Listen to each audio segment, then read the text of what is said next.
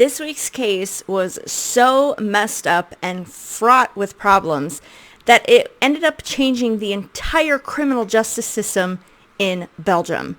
So, let's get started.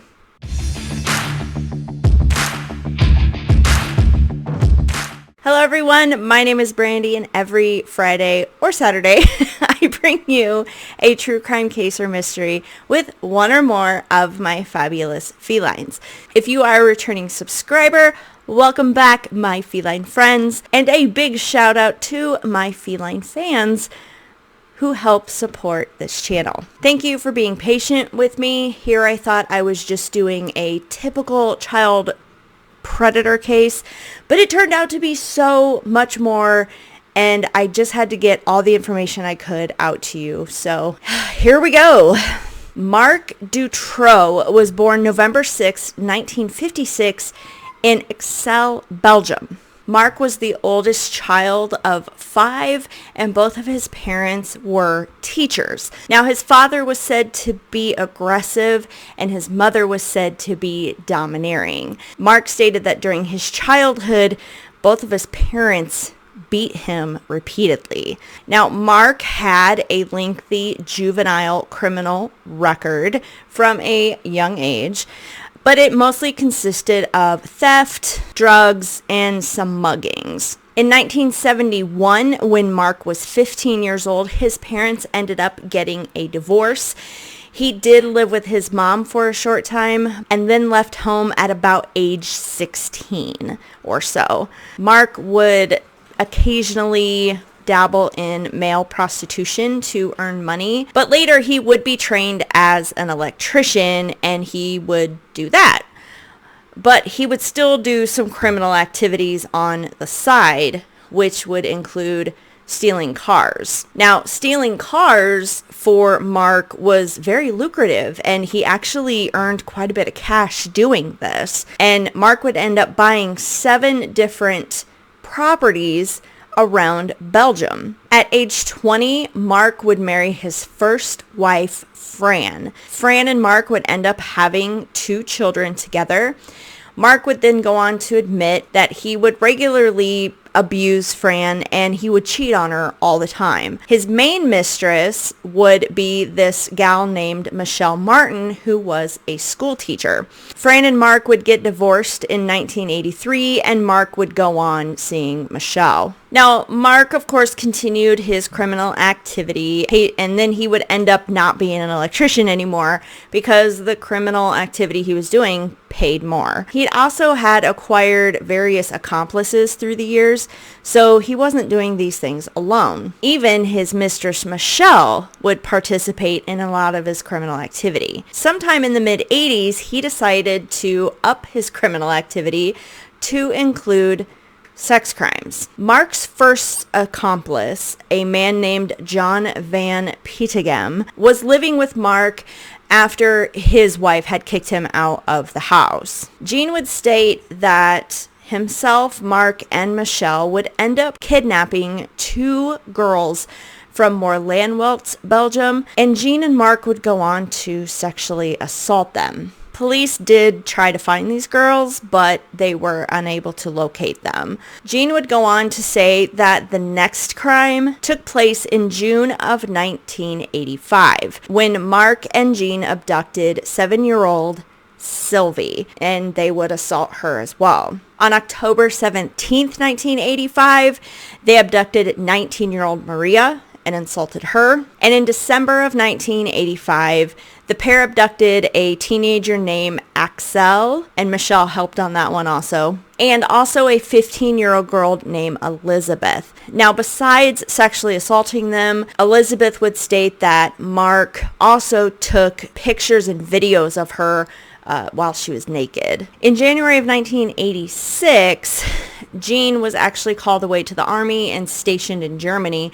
So Marc went ahead and kidnapped 18-year-old Catherine by himself and would assault her. Now, fortunately, besides the trauma these victims went through, they were alive. After they were, sexually assaulted, they were let go. Now, when these girls were abducted and Gene was there, Gene was a little too chatty with them, and he would share a lot of personal details.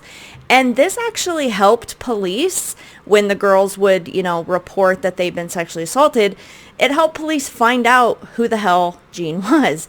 So once they found out who Gene was, Gene then gave up his accomplices, Marc and Michelle. So in February of 1987, Gene, Marc, and Michelle were arrested for kidnapping and assaulting these women and girls. All three would be found guilty. Marc would end up getting 13 and a half years in prison.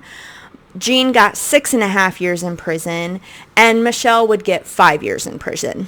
Now, the reason why Marc got more time in prison than the other two is because he had some robbery crimes on top of these kidnappings and sexual assaults.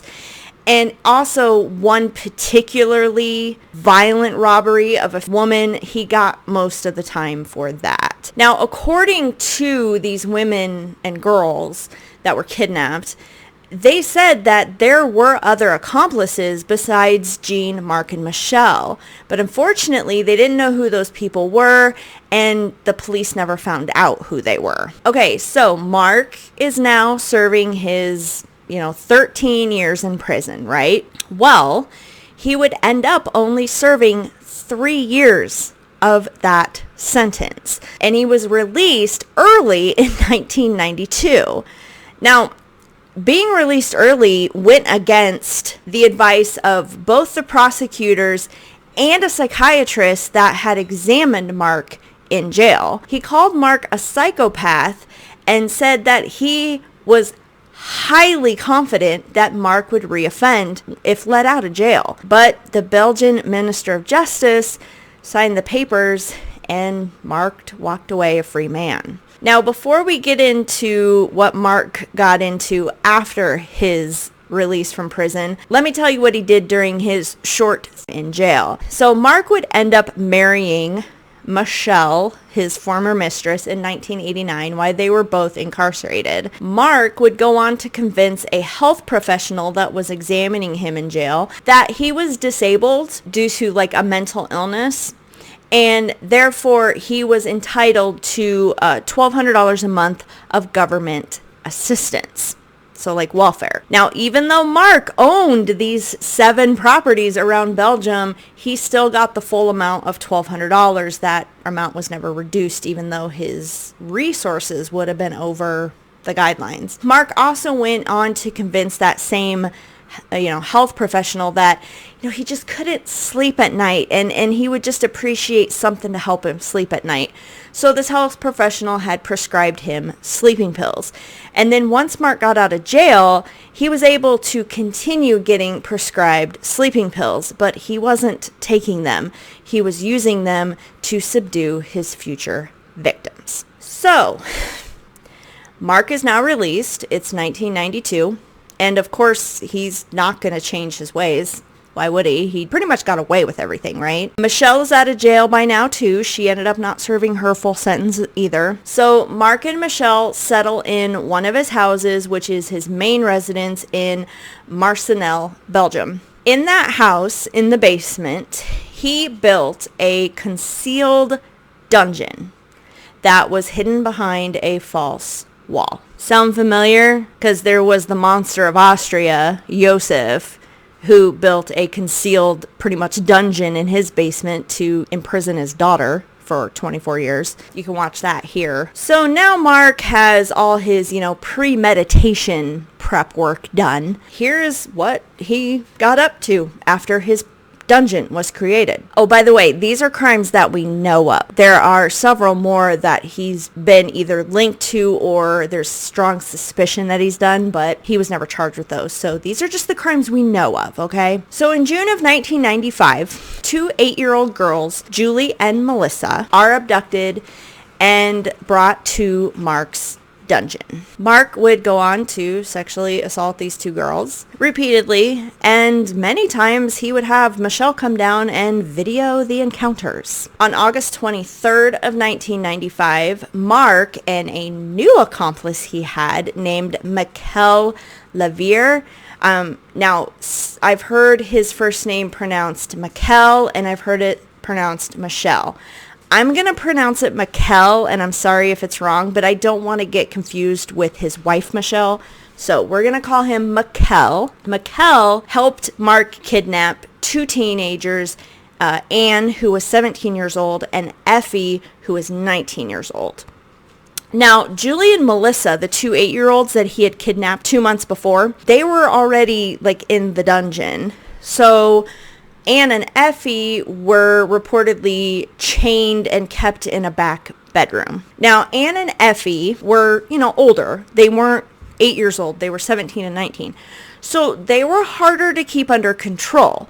Marc was unable to manipulate them because they were older and wiser. Now, Effie had ended up escaping a couple of times, and she even made it all the way outside one time screaming for help before Marc tackled her and brought her back into the house. Now, the details are kind of iffy here because Marc would never admit to killing the girls, but in and around September, Anne and Effie were drugged with the sleeping pills, and Marc and another accomplice of his named Bernard Weinstein would wrap them in plastic and bury them alive on one of Marc's other properties. Now, a little bit about Bernard Weinstein. Okay, he didn't last long as an accomplice of Marc. So here's how the story goes. Bernard and a friend had stolen a van. So between all these kidnappings and sex crimes, they're still doing grand theft auto crimes, okay?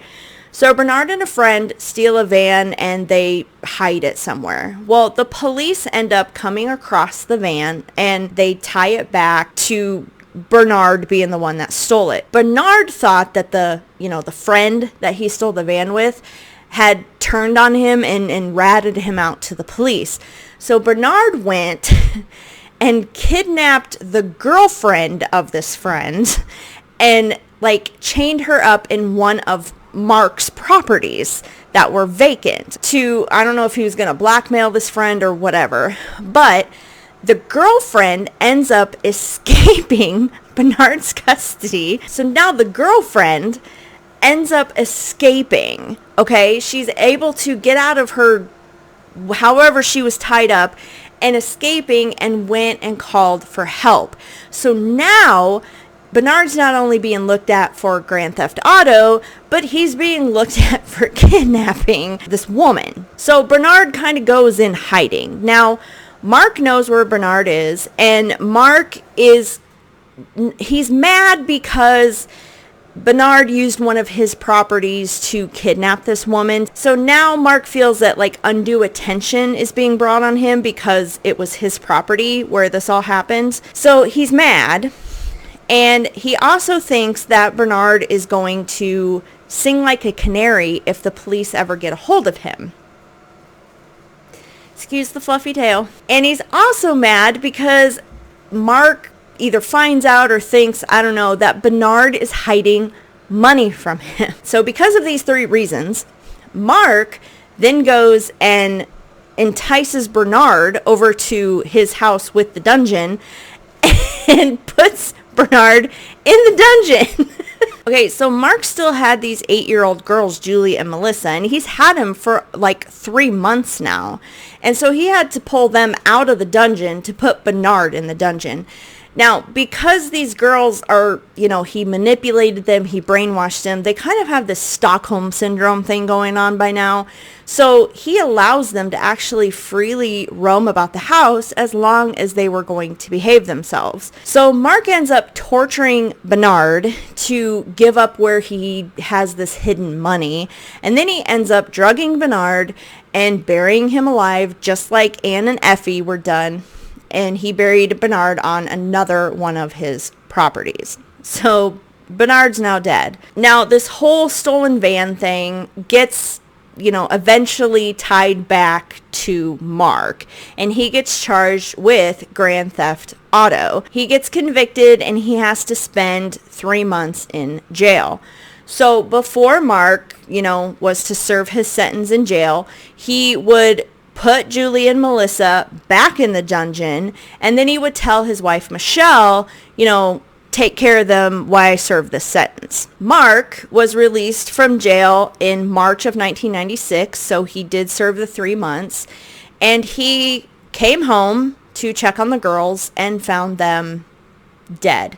Well, it's pretty likely he found them dead. He states that they were barely alive and he tried to save them, but he couldn't. Michelle claimed that she was too afraid to go down into the dungeon, so from the day that Marc went to prison, she just let them starve. She didn't give them any food or water. And there's no way 2 girls could last 3 months with no food or water. Nice move, Michelle. Dick. So Marc would end up burying Julie and Melissa on the same property where he buried Bernard. It's now May of 1996. Marc and Mikkel, his new accomplice, would end up kidnapping 12-year-old Sabine. Now, she was kept in the dungeon like the other girls, sexually assaulted, and she was giving very little food until she would be more cooperative. Marc would also mentally torture her and tell her that, her parents didn't want her. He would, tell her to write letters to her parents, and that he would, make sure that her parents got her letters. And in her letters, she would put that she's going to be a better daughter. She will, behave and stuff. Just please, come get her. She wants to go home. Well, obviously, Marc never sent these letters to the parents. He just used the letters to further manipulate her. 3 months later, in August of 1996, Marc, he would state that Sabine needed a friend. So Marc, Michelle, and Mikkel would go and kidnap 14-year-old Letitia. This time, during the kidnapping, there was a witness who saw them forcing Letitia into a white van, and the witness was able to get partial plate numbers. So it didn't take long for Marc, Mikkel, and Michelle to be arrested for this kidnapping. Now, police did initial searches of all of Marc's properties looking for Letitia, but they were unable to find her, because this dungeon was hidden behind this false wall, right? So police told Marc that, there wasn't just one witness, there were several witnesses, and, regardless of if he gives Letitia up or not, he's never gonna see the light of day, pretty much, okay? So Marc decides that, okay, you're right. And 2 days after being arrested, he finally confesses and says that, yes, he has Letitia, she's still alive, and I'll show you where she's at. And on the way out of the police station, there was a missing poster of Sabine, and he pointed at the poster and said, oh, I have her too. So Marc would lead police to his main residence with the dungeon. He would show them how to pull the false wall out, and there they found Sabine and Letitia, both still alive, and so they both were rescued and returned to their families. About a week later, Marc would confess to killing his accomplice Bernard, and he would state where his body was, but then he kind of admitted that he also had kidnapped Julie and Melissa, the 8-year-olds, because he had buried them with Bernard, and so if they were going to find Bernard, they were going to find these other bodies. So he just gave him a heads up that there were 2 other girls that he had kidnapped, but he didn't murder them. He was very adamant about that. Then on September 3rd, after some pressuring, Marc would end up showing authorities where he buried Anne and Effie as well on one of his other properties. But again, he would not admit to murdering them. Oh, by the way, since Marc and Michelle were married in 1989, throughout all these years, they ended up having 3 kids together. So while all this was going on, there's 3 kids running around the house. So Marc had 5 kids in total, 2 with Fran and 3 with Michelle. Can you imagine finding out that you grew up in a house that had a dungeon in it and that your mom and dad were kidnapping children and women? Hopefully they were young enough that they weren't traumatized by this. And hopefully they didn't witness anything. I mean, Marc, Mikkel, and Michelle are now in custody. So this is all over, right? Yay! No, not by a long shot. Buckle up, kids. It gets worse. Even though these criminals are now in custody, this is when the shit show starts. So during, this whole investigation after these 3 monsters are arrested, it comes out that back in 1995, right after Julie and Melissa, the 8-year-olds, were abducted, Marc's mother had actually written a letter to the police department telling them that she knew for a fact Marc had 2 young girls in his house that fit the description of the missing girls, Julie and Melissa. Police never followed up on this. This is what makes it worse. Marc, because he was a, convicted sex offender, he was being monitored by the police, but it was very lax, obviously. The police actually had secretly put up cameras right outside of Marc's main residence that kind of pointed at his house, so they could watch him, record his activity. But those cameras were turned off at night, because criminals only work 9 to 5, right? So why would you run the cameras at night? Now, when Julie and Melissa, the 8-year-olds, were first abducted, Marc was the main suspect immediately because of his criminal past and he was around the vicinity of where they were abducted. So police had been searching for these 8-year-olds for, months now. And they went to Marc's house on 2 occasions, the house with the dungeon, on 2 occasions. Once on December 13th and once on December 19th in 1995. So 5 months after the girls went missing, that's how long they took to search Marc's house. Now, at this time in December, Marc had been arrested for Grand Theft Auto, so he had started his jail sentence, okay? So Marc wasn't there to sweet talk his way out of anything. And Michelle was being uncooperative, but they had a warrant, so they just came in. Now, police had brought a locksmith with them just to be prepared in case, they did find the girls, okay? Julie and Melissa are in the dungeon at this time, okay? So the policeman and the locksmith get in the house and, they search around, and the locksmith says he hears screams of children. The police officer tells the locksmith that they're coming from outside, whatever. So, just ignore it. So they're walking around the house a little bit more, and the locksmith is like, look, I am not leaving here until we turn this damn house upside down, because the screams are clearly coming from inside this house. We just need to find them. And, Marc's kids are all accounted for at this point. So it's not them. The police officer, whose name was Renee Michaud, had allegedly replied, "Who's the police officer here? You or me?" So subsequently, the girls were never found, and they ended up starving to death. Now, during these 2 searches, what they did find was hundreds of videotapes.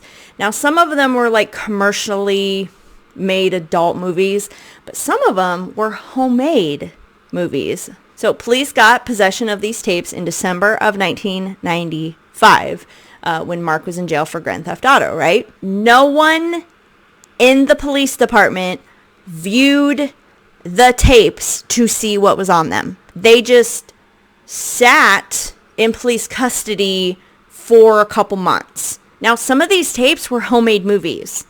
And remember how Michelle would videotape Marc? Well, there was also a videotape that showed Marc building his dungeon and showing the camera how the false wall worked. So if anybody would have actually viewed the tape, they would have known about the dungeon and they would have went back to the house and were able to rescue these 8-year-old girls. But nobody viewed the tapes. So after the tapes sat for a while with nobody viewing them, that same cop that didn't want to search the house very thoroughly, Rene Michel, well, he took all the tapes and he gave them back to Michelle. Now, one of the detectives found out what Renee had did and, completely freaked out and demanded that all these tapes be returned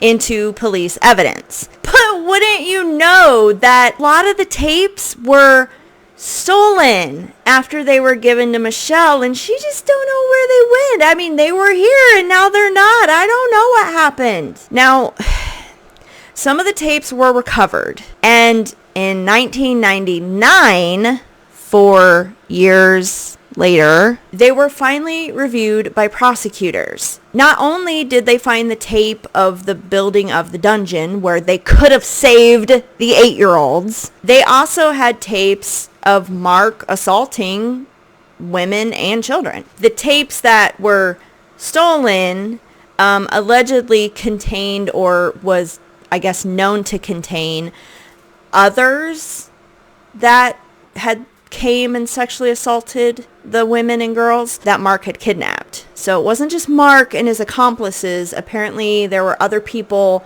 coming and paying Mark to spend time with the girls. You get it. A prosecutor stated that they were very disappointed about the videos not being reviewed back in 1995, and then turned to Michelle because it could help identify not only, more victims that they didn't know about, but also prove that Mark didn't act alone and that they were kind of running this kind of network, which we'll come back to. So in April of 1998, Mark was given permission to review his case file in preparation for his trial. His trial hadn't happened yet. He was arrested in 96. It's now 98. The trial hasn't happened yet. So he was given permission to review this case file. And so he was taken to, the courthouse, and 2 officers were, there to watch him. Well, after a while, one officer decided, he needed a break. So he left to go have a smoke or whatever, and left the one officer to watch Mark. Mark was able to overpower the one officer, and he escaped. Now, fortunately, Mark was caught just a couple hours later and brought back into custody. But the whole situation of Mark escaping resulted in the resignation of the Minister of Justice, the Minister of the Interior, and a police chief. So, somebody got their ass chewed. Back in 96, when the dungeon was, found and they were processing it for evidence, they found thousands of hairs, but those weren't tested for DNA in 96. They weren't tested for DNA until 2001. Years later. Now, a few higher ups were, just so convinced that nobody else but Mark, Michelle, and Mikkel were involved in kidnapping and, sexually assaulting these girls and women, that there was just no use to run DNA profiles. What's the use? We got the one. There was nobody else involved. What are you talking about? Finally, in 2001, when the DNA was tested, besides the victims and Mark, Mikkel, and Michelle, there were 25 additional DNA profiles. They could be other victims that they didn't know about. They could be other perpetrators, accomplices. But unfortunately, there were no attempts to match those unknown profiles to others either implicated in the case or other potential victims. Yeah, that was a waste of time. The trial still hasn't happened yet. It's now 2001. They're just getting around to the DNA stuff.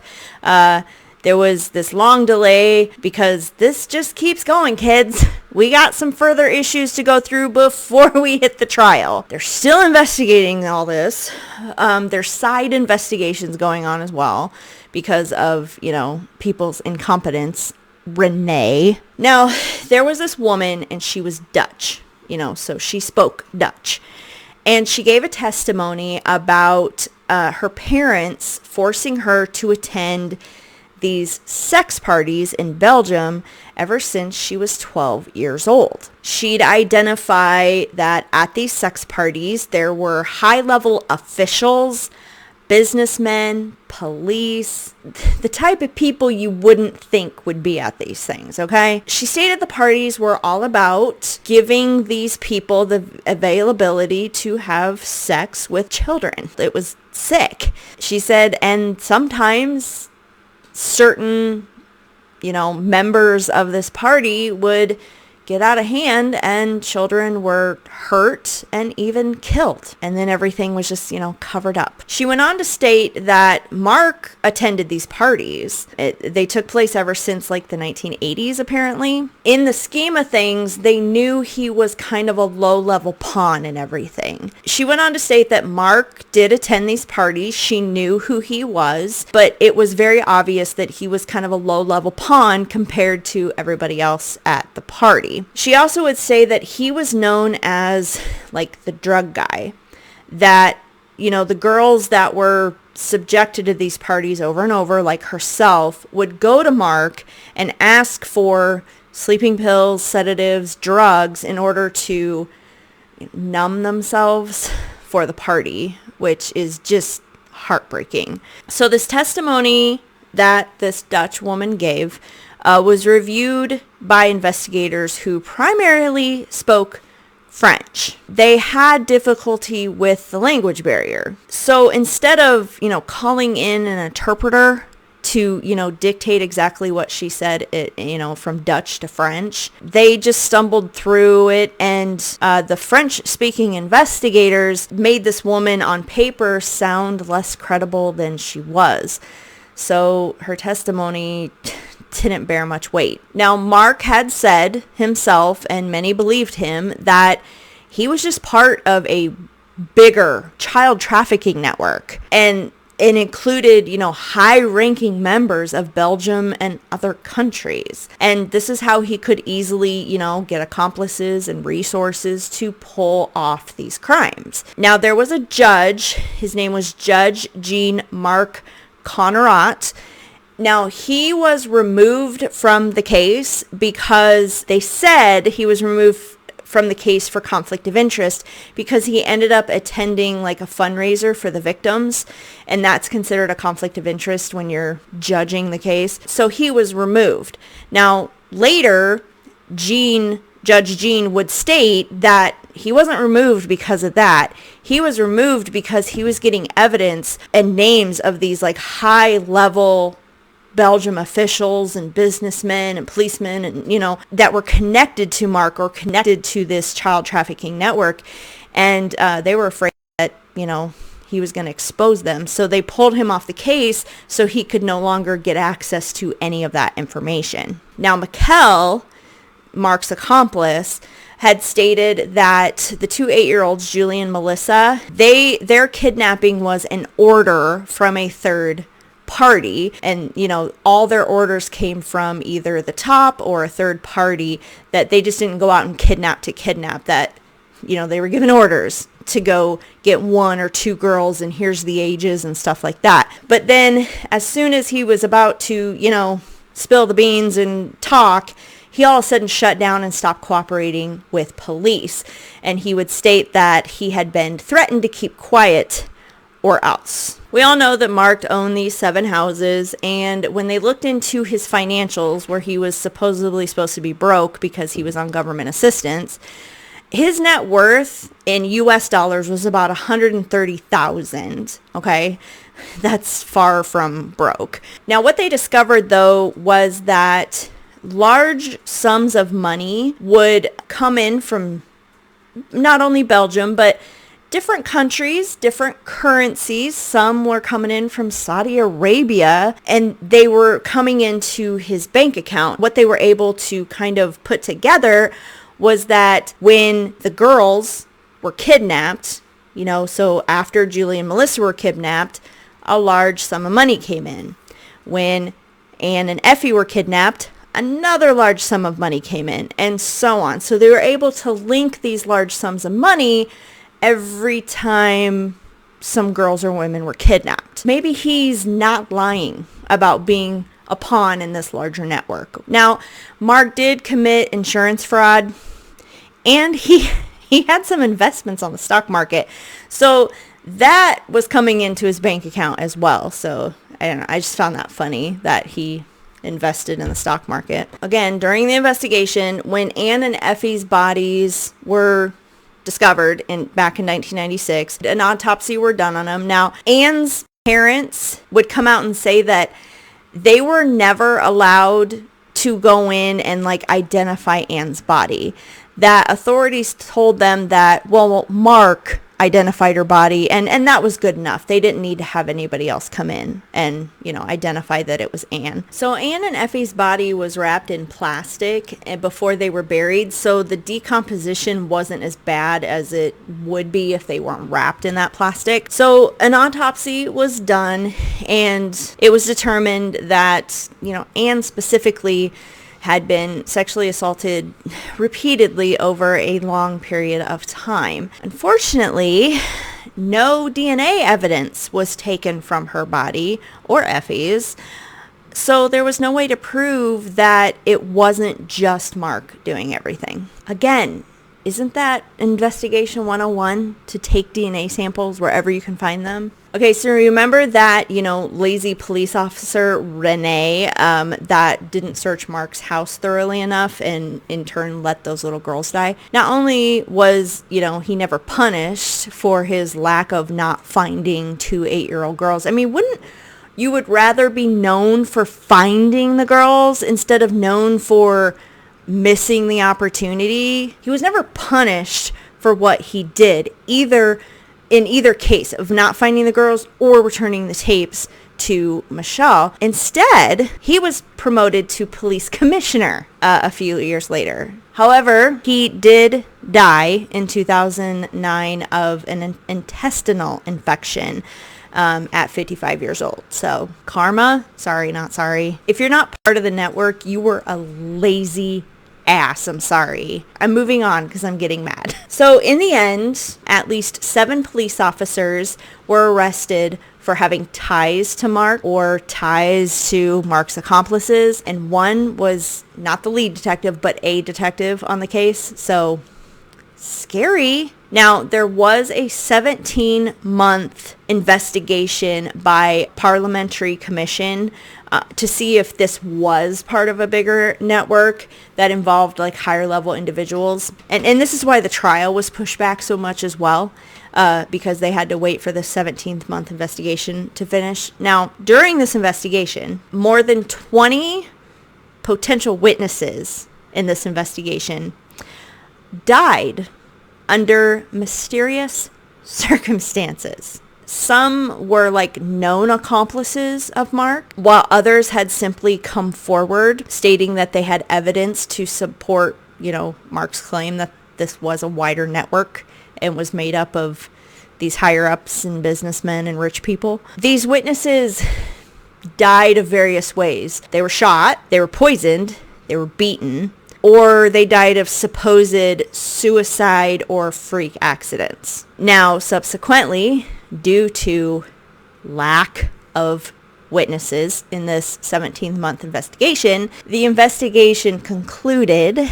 that Marc did not have accomplices in the high positions of police and justice systems and businessmen and blah, blah, blah.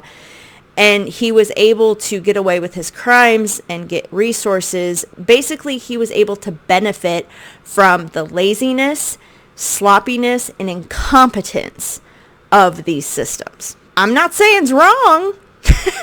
I'm gonna move on. It's now 2004, and we finally made it to the trial. Are you still with me, guys?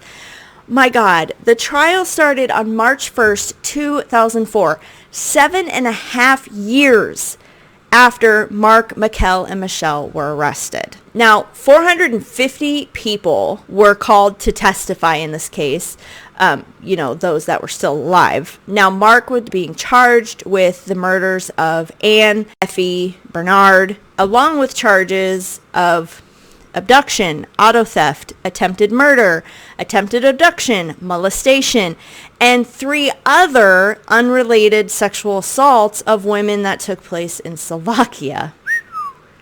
Michelle and Mikkel were tried as accomplices in all these things. So Marc would continue to insist that he was part of a Europe-wide child trafficking ring that included police, officers, businessmen, doctors, and even politicians. No, not politicians. They're so honest. Now, he would also state that he was only responsible for the murder of Bernard.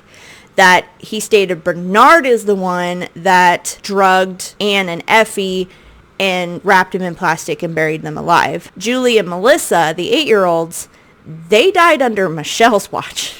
Not his. He was in jail. He had nothing to do with that. He just buried them. Michelle would testify that Marc wanted to kidnap, younger girls clear back in 1985 because he told Michelle it was easier to abduct and assault women and girls instead of trying to, convince them to have sex with him.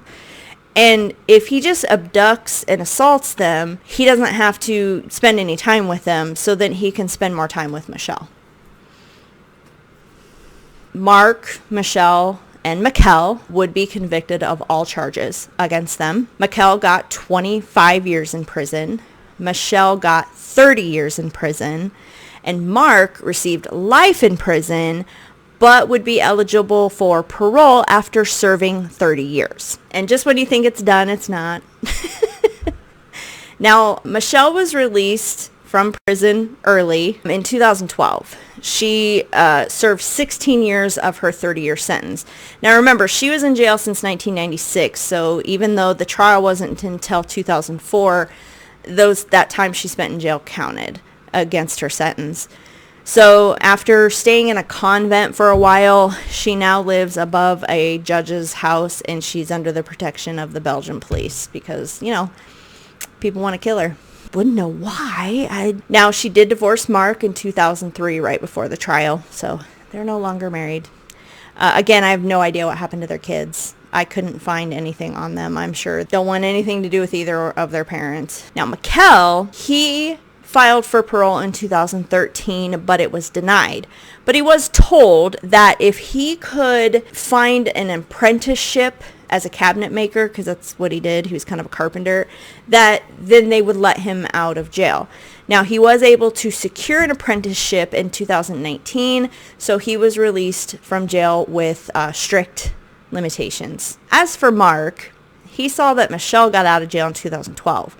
So he requested an early release in 2013, and he insisted that he was no longer dangerous. He's rehabbed. He's learned his lesson. And he would even be willing to wear an ankle bracelet so they could always locate where he was at, but he was denied that request. However, Marc's 30 years was up in 2021. So he filed to have himself examined by psychiatrists in order to be able to be released on parole. The criteria for him to be released is that 3 psychiatrists must all agree that the danger of him reoffending is low. However, as of right now, his request is pending, and it was pushed back due to the COVID-19 pandemic.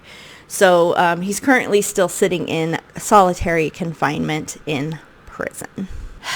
So this case was so famous and made such an effect in Belgium that more than a third of Belgians with the last name of Dutroux applied to have their surname changed between 1996 and 1998 because they did not want to be even thought to be related to Marc. Now, Marc's 7 houses were all seized by the government. The house with the dungeon, the city plans to demolish that and create a monument in its place to the victims. Under Belgium law, the owner has a last right to visit the property before it's demolished. So in September of 2009, under very heavy police protection and watch, Marc made one last visit to his house of horrors, I guess you can call it. The house where Anne and Effie were buried, that was demolished and a small monument was put up in its place. The house where Julie, Melissa, and Bernard were buried were also demolished, and a monument is planned in its location as well. Not for Bernard, but for Julie and Melissa. Now, the public outcry in all of this actually sparked changes in Belgium in the criminal justice system, because many believe that this was part of a large network, and a lot of it got covered up because, money. Law enforcement agencies were actually restructured. Better protocols were put into place. Released sex offenders were monitored, more closely and not so lax. And overall, the criminal justice system had more transparency. Now, in 2010, there was a house that was searched on a completely separate reason. It had nothing to do with this case. But what they found in the house was tons of photos and documentation that were actually from Marc from years before. And the house where the stuff was found belonged to an archbishop of the Catholic Church in Belgium.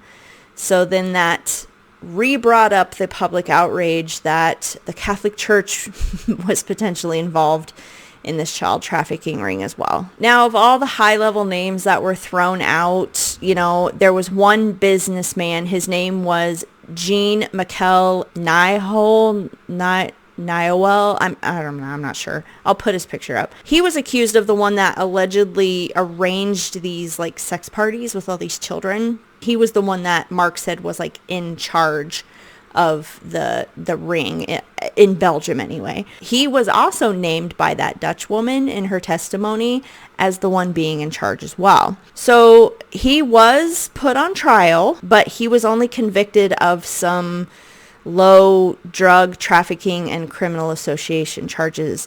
And in 2010, he was dismissed of any charges of anything that had to do with this child trafficking case. Kidnapping, murder, assault, any of that. All of it went away.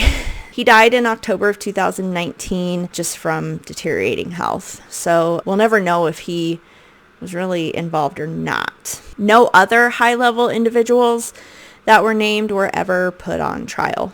Now, people are torn about Michelle. Some say that Marc manipulated her and that she was a victim herself and, kind of created the Stockholm syndrome, and so she did whatever he wanted. But others say that she had plenty of chances to get away or talk to the police, especially when Marc was in jail for 3 months. She could have easily cooperated with the police at that time and said, here's the dungeon, here's the girls, and got away from him. But her main downfall is letting those 2 8-year-olds starve to death. If she truly was a victim, people say that, she'd sympathize with the girls and at least not to let them suffer. As far as my opinion, it's possible she could have been a victim of some sort. But again, if you just continue not to want to save yourself, even when you have children with this man, I just don't get that mentality. But that's me.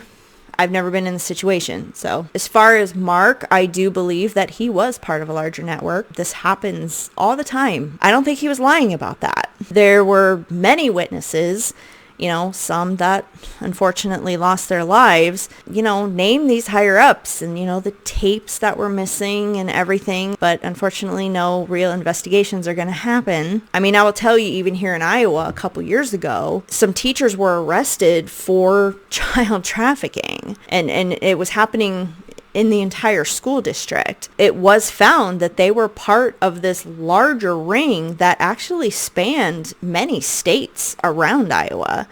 And they were all teachers or in positions that worked with children, which was disturbing. These people that were arrested, they were singing like canaries and throwing out high-level names that state legislatures, politicians, police enforcement, judges, school superintendents, you name it. It was these higher people, businessmen. But as far as I've seen, it's been a couple years now, but as far as I've seen, no charges have ever been filed on these, higher level names. Just the teachers and like the low level pawns were arrested and charged with all this stuff. So money can make things disappear, unfortunately. But I would love to hear what you think in the comments down below. If you would like to become a feline friend, just simply hit that subscribe button. And if you would like to become a feline fan, be sure to hit that join button for special perks and help out my channel. I do appreciate it. Don't forget the merch shop. There should be a sale going on right now. And thanks for being patient with me when my schedule has to change. The weather hasn't helped either. Just to give you an idea, like spring in Iowa is like living with a unstable individual.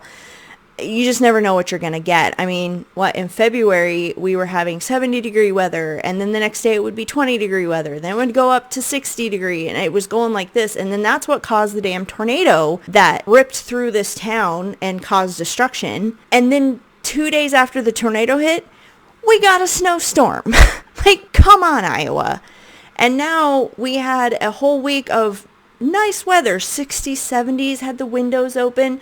Today it's like 25 degrees and we get that rainy, slushy, sleet mix crap, and it's just gloomy outside. So I'm sure my mood hasn't helped with me trying to get this video out. But again, I thank you. Thank you for watching, guys. I really appreciate all of you viewers, and we'll see you next week. Bye.